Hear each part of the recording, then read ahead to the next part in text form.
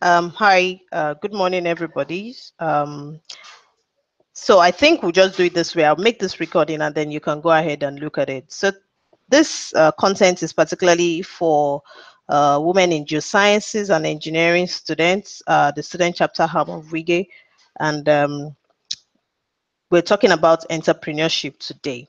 And in talking about entrepreneurship, a couple of things come to mind. The best way to really talk about entrepreneurship is actually to share a personal story. And in sharing a personal story, um, I can also share advices and tips on what I've gathered so far on what entrepreneurship is about. So a lot of people say entrepreneurship is, your ability to make profit, your ability to make money, your ability to innovate, your ability to think outside of the box, your ability to do a lot of things. Uh, and all of those things are valid. But entrepreneurship is indeed the ability to create value, and in creating value, you also make profits. So I'll just go to the presentation slide so that we can see what I put together for us to share. So I will again talk about my personal entrepreneurship story and the lessons I've learned from it, the type of entrepreneurs I think exist, and of my idea about how to ensure that you have optimal success as an entrepreneur. And then we would also just briefly talk about um, conflict in the workplace when it comes to pursuing entrepreneurship. So for me personally, my entrepreneurship story really started in year 2003. And one of the lessons I learned during this time is that no knowledge is wasted. So I was randomly a friend to someone that knew how to do event decoration, and fast forward to 1 year after, and I was learning while I was this person's friend. Fast forward to a year after, I was bored and I wanted something to fill in the time. So I decided to just go with the nudge and fill time with activities. So I started an entrepreneurship business. It was an event management and a cake baking business, and I was serving at the time. And it was very big. I mean, I started without knowing what entrepreneurship and all this hula baloo of all the things they call it was called. And but because I wanted to do something different, I enjoyed the fact that I was affecting people, making their event beautiful and all that, and then I became an entrepreneur in that space. So the lesson I've learned is that whatever it is you're doing now, no knowledge is wasted. You would need it. It may come as a lifesaver. It may come as something for you to give away to some other person. So please ensure you learn as much as you can. Fast forward to year 2005, I decided to, I was working in the bank, and then I got a call from a friend, a sister of mine, and said, "Oh, there is something you may do that you may like. You might consider just trying to sell makeup." And it was Mary Kay at the time. And I know I'm not a salesperson, neither am I a marketing person, but I was like, why not? Let's do it. If it's worth the time, it may just be my next interest. So I ordered for the batch of Mary Kay, sold it, and then ordered for the next batch, sold it, ordered for the next batch, no, sold it. So for me, again, I'll say always ensure you try out new things. Nothing is too grandiose that you can't do, or nothing is too new that you can't try. Try it out first before you begin to hear. Um, I think before you begin to hear what people are saying. Uh, yeah, 2016. I think that should be 2013 actually. I started a cleaning business, cleaning in terms of domestic cleaning for the homes and all that. Uh, but after kind of struggling with that business for about 6 to 8 months, I realized that the state I was in, which was Lagos State, wasn't ready for that business. So what did I do? Instead of trying to beat down myself on what didn't work or what didn't work, I understood perfectly that the business was not going to be viable, or it wasn't viable at the time. So I packed my bag and I left it.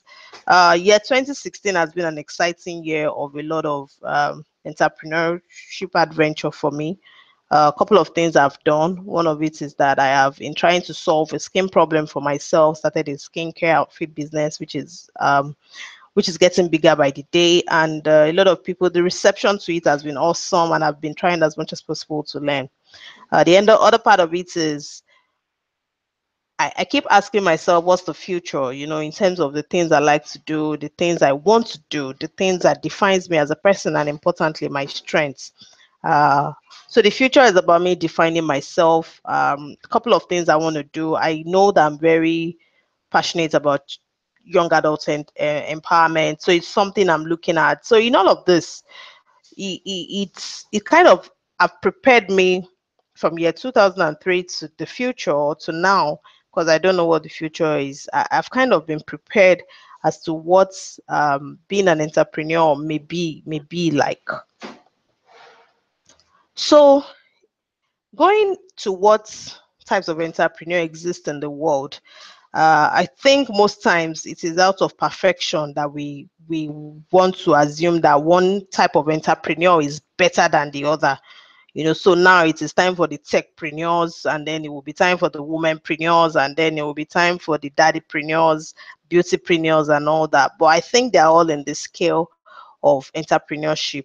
Their magnitude may be different, but I I don't really share the opinion that they are very different from themselves. Success is relative to people, so it is what it is. So I have in my head tried to put entrepreneurs or people that try out entrepreneur adventure for in three different places. One is that they do it for fun.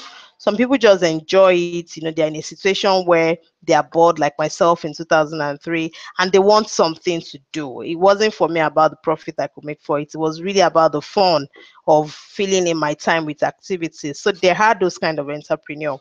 And then there are those that they are broke or they need money, and they're in a place where they can make money from a skill that they have, uh, and in doing that they translate their skill into a money making venture. So yeah, those entrepreneurs exist.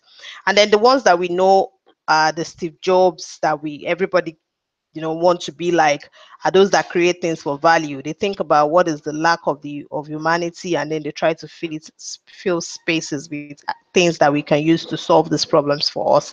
And there are lots more of people in all of these spaces, but I think these three categories kind of sum up the kind of entrepreneurs that we really have. So the first thing is really to ask yourself, which are you? Uh, One thing I've learned as a technical person that has a flair for entrepreneurship is that we often miss the point of when to start. And a couple of things need to be sorted out first. One of it is, will it create conflicts? If it will be creating conflict with your employment or your job or your school activities, then I think is the say, even the Bible says it, that you can't serve two masters, you have to choose one. So for the sake of you know success and what you want to get out of life and focus, of course, because whatever your hand find it to do, you do it well, then it will be advisable that you pick one out of the two that you may be considering to do. But how do you really start an entrepreneurial venture? Most times what usually happens is that people just pick a skill, or people see a trend happening, and they pick it. And I see that in this part of the world, in Nigeria especially, where most of us just, need to probably survive. We need to make money. We need to have money. We need to fill time. We don't have a job. And all of that, or we see there's an opportunity to make more money and we just jump at it. But there's loads more to do with, more to entrepreneurship than that.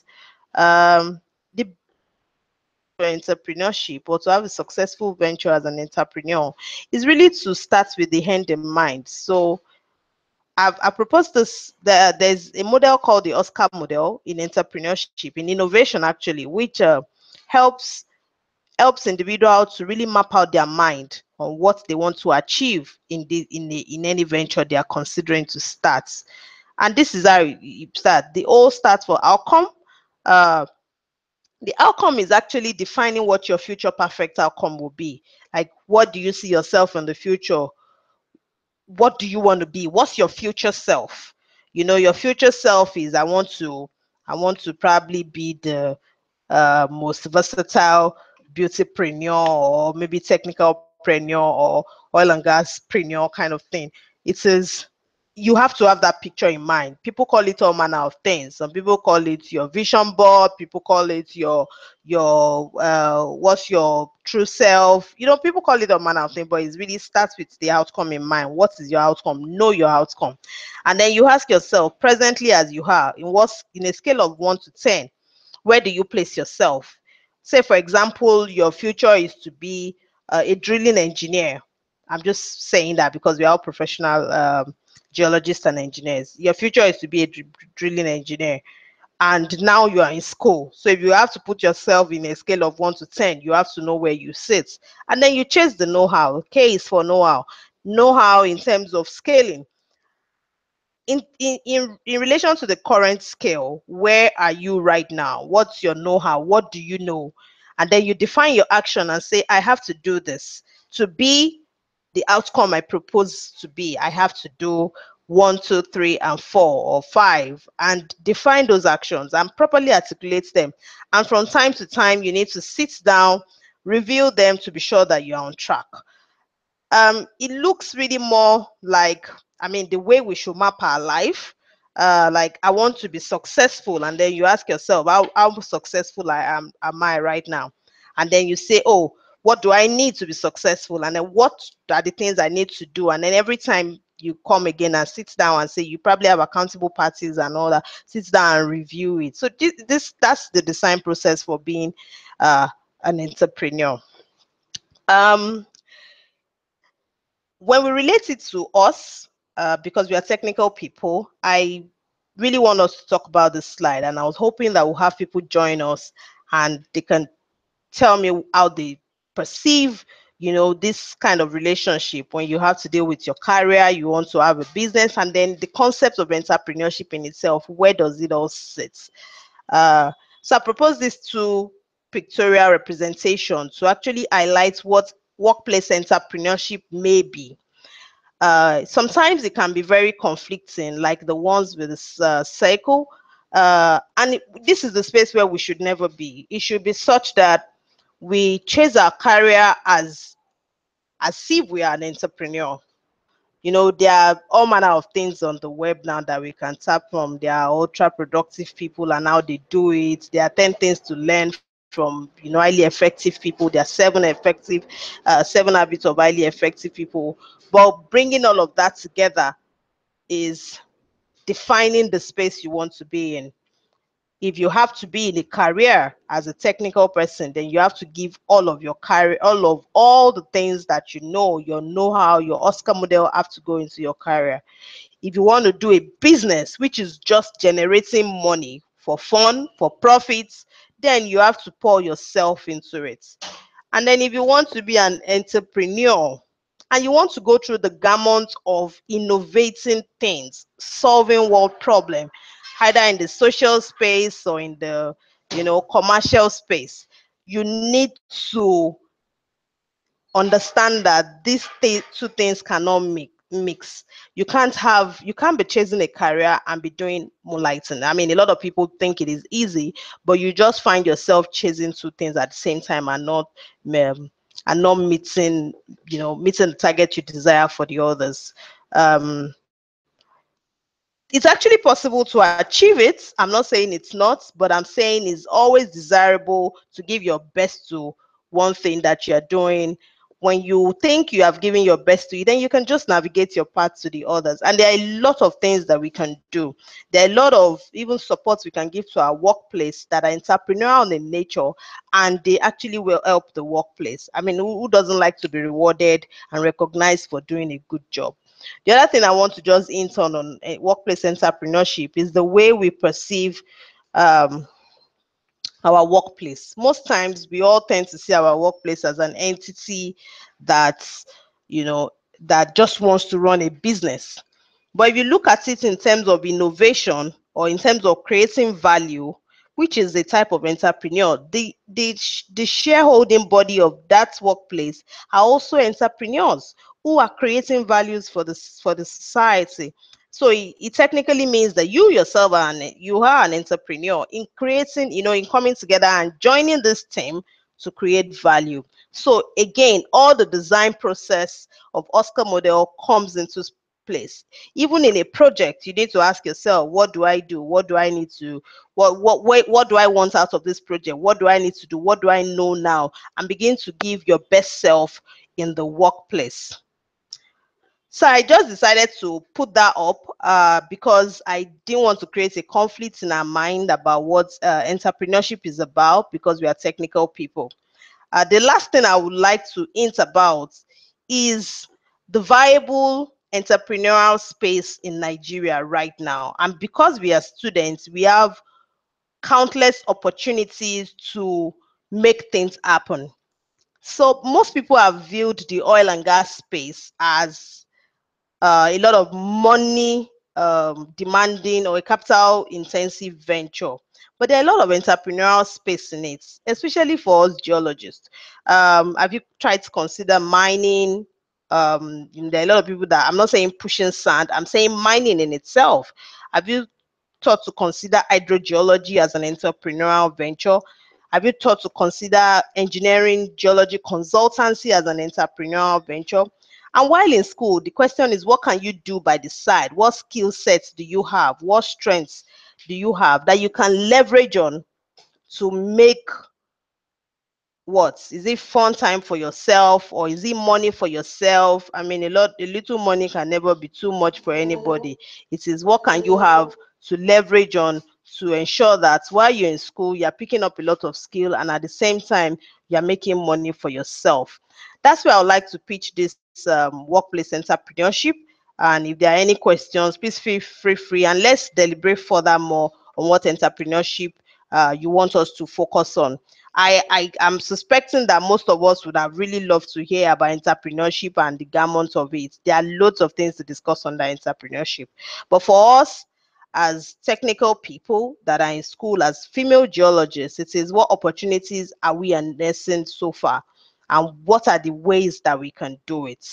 And in our near future, or as employees, or as career people, or as chasing business, I would want us to always consider, when we want to design a business or design a project or design even mind map for ourselves and our future, it is starts with the end in mind. What do you want to achieve as an entrepreneur? What entrepreneurship type are you chasing? Are you doing it for fun? Are you doing it for profit? Or are you doing it for value?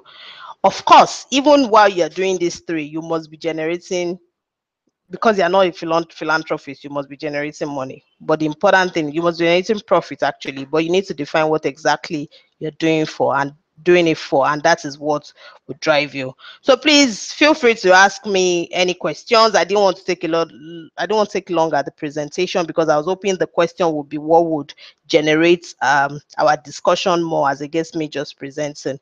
So that's where I'll pitch it. Thank you for listening. Bye.